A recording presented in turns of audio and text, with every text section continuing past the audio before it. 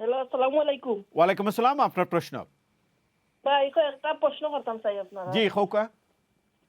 আমি এদেশে আইসলাম care visa হওয়ার পরে, তো আমার ভিসা ক্যান্সেল হয়ে গেছে। এরপরে আমি 2 মাস অবাস্টে থাকার পরে আমি অ্যাসাইলাম ক্লেম করছি 10 ফেব্রুয়ারি 2025। হুম।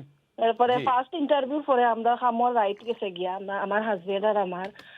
তারপরে ফাইনাল ইন্টারভিউ পরে আমরা রিফিউজ করার পরে আমরা এখন বর্তমানে ইমিগ্রেশন বেইলও রাখছে। তে আমি জি। জানতাম চাইলাম ইমিগ্রেশন বেইলও থাকা অবস্থায় আমরা যদি খামর রাইটর লাগি এপ্লাই করি তাইলে আমরা ফাইমুনি আর কত দিনের ভিতরে Okay. ফাইমু। So আপনার আর ক্লেম আমরা হইল কি হাজবেন্ড ওয়াইফ দুইজনে ফাইমুনি, একজনে কিটা ফুল টাইম আর একজনে So কিটা পার্ট আপনার টাইম, ক্লেম হইল দুইজনে কি full time। 25 ফেব্রুয়ারি 2025 আপনি করছেন। Yes, এখন yes। আপিলও আছে।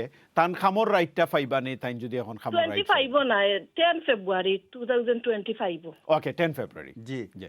1 বছর হইলে পরে আপনার যে কোয়েশ্চন একটু ডিফারেন্ট খেয়াল করে করবা।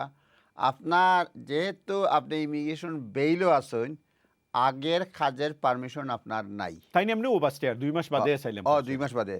তাইলে আপনি যেটা হচ্ছে গিয়া আপনি 1 বছরের মধ্যে যদি ডিসিশন না দেয়, তাইলে একটা ফর্ম আছে 10-12টা কোয়েশ্চন জিগায়, ওটা ফিল আপ করিয়ে ছাড়লে হোম অফিস আপনি কাজের পারমিশন আপনারা দিব। তবে যে কোনো কাজ নাই, তারা লিস্টেড যে ওয়ার্ক আছে ওয়ার্কের মধ্যে আপনি কামার পারমিশন পাইবা। 1 বছর আপনার যেহেতু করছেন ফেব্রুয়ারি 10 ফেব্রুয়ারি করছেন তাই 11 ফেব্রুয়ারি। 11 ফেব্রুয়ারি আপনি করতে পারবা। এটা সেন্ট্রাল কমিউনিকেশন হাবও পাঠাইলে হইব। প্লাস একটা ফর্ম আছে দেখুন জানি, বেশি না 8-10টা কোয়েশ্চেন সো কোশ্চেন হইল কি তাই খামর রাইটর লাগি অ্যাপ্লাই করতে পারবা 11 ফেব্রুয়ারি। 11 ফেব্রুয়ারি আপনি খামর রাইটে অ্যাপ্লাই করতে পারবা। Good. এবং এটা পারমিশন অনেক সময় একটু দেরি হয়, 1-2 মাসও লাগি যায়। সুতরাং এটাও আপনি নজরে রাখবেন। সেকেন্ড কোশ্চেন হইল কি তাই খাম কিতা খামর রাইট দুইজনে পাইবা না একজনে পাইবা?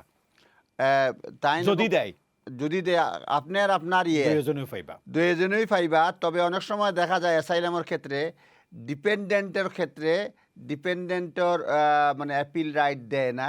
সেই ক্ষেত্রে একটু টেকনিক্যাল প্রবলেম হচ্ছে। যারা আপিল রাইট যারা আছে তারা ইয়ে করবো, কিন্তু যারা ডিপেন্ডেন্টের কোনো নাম না তাহলে কোনো কাগজ কর্মে কোনটা পাইতে না আনলেস হোম অফিসে লিখিয়া দেয়। ঠিক আছে, ধন্যবাদ।